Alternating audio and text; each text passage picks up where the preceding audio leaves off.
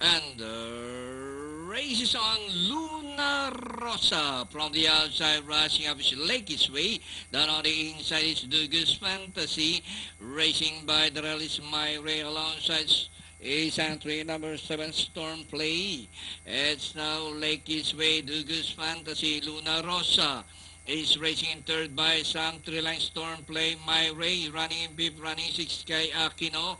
So Gorgeous racing in seventh position, War Star Physiotherapist and Careless Whisper.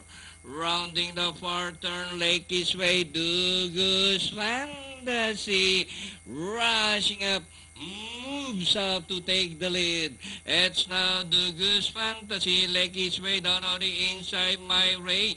Luna Rosa Storm Play, Kayakin and So Gorgeous as they race the final corner.